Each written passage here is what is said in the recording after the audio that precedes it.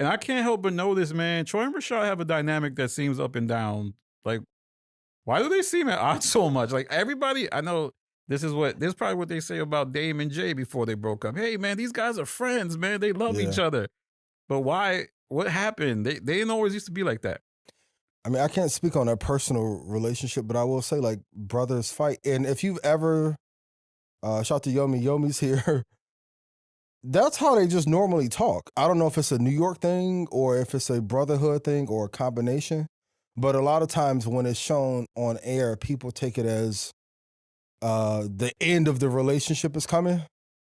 And I don't think if the end of the relationship was coming, they would even show it. But if you ever heard them debate about sports or rap, that's how they normally talk every conversation. Ab is a shout to Ab. Like, we have some heated conversations around sports, investing, money, life. So if anything, I think it shows to the testament of how good the brotherhood really is between them to have those conversations online.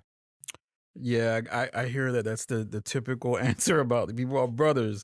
But I'm being dead. Like, I'm not Yeah. bullshitting you. Like, the conversations we'll have privately if we're on tour or at Troy's house or anywhere we've been, it could be Tupac versus Big. We had a conversation the other day, which is better, Blueprint versus Reasonable Doubt. It was the same energy. I was pro Blueprint.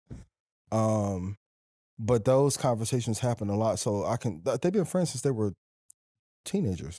I bet you Rashad was Reasonable Doubt. Yeah, Rashad's Reasonable Doubt. He looked like a Reasonable Doubt type of dude. Yeah. All right. I think Blueprint is better, but Reasonable Me Doubt, too. yeah. Reasonable Doubt is definitely like, I don't know, just felt Illmatic-y.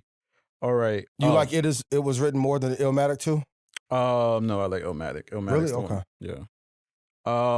But I have this because I made a video about it, and I think you took a shot at me on I think you did. I could be wrong. Replied, my You was brother. like, oh, you ain't gonna make much money off talking about us. And I was like, I don't know if it was about me, but it sounded like it was.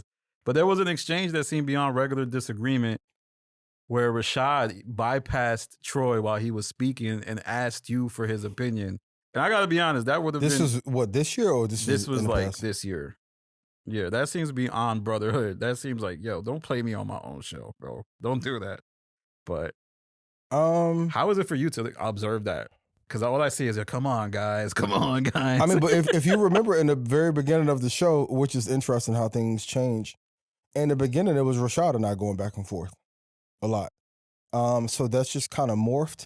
And what stock were we discussing? It was around AI, and there definitely could be moments where people are cut off and I've cut off people. But I think a lot of the conversation around them not being friends long term is overblown and overhyped.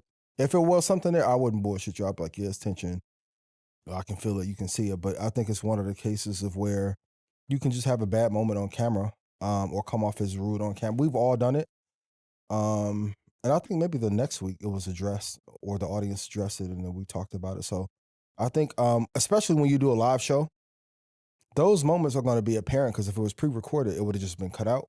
But I think it does show too, in any relationship, there are ups and downs and you learn how to communicate with each other, even though you've been friends for a long period of time. But like I said, in the beginning, it was me and Rashad going back and forth about a bunch of stuff. So why you and Rashad? What was going on then?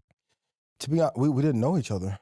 So also too, when you have a new relationship, to his testament, you don't know what a person's intention is. Like they had a bunch, and I would ask them like, how do you have people come on a platform, do well, they'll sell all of these products and then not give anything back to the brand or not partner? So it was more of a trust thing.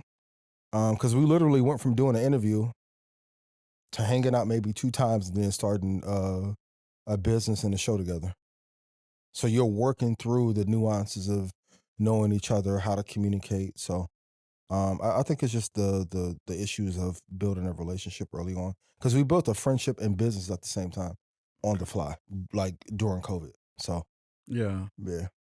How long do you see yourself on that show, Market Mondays? We're in year 6 now. Long time. Yeah, long time. Time flies though. I don't know. The great part about the show is there's an option to do it forever. There's an option to stop at year 10. That's a great part about ownership and partnership. It's whenever we decide to. But I'm enjoying it this year.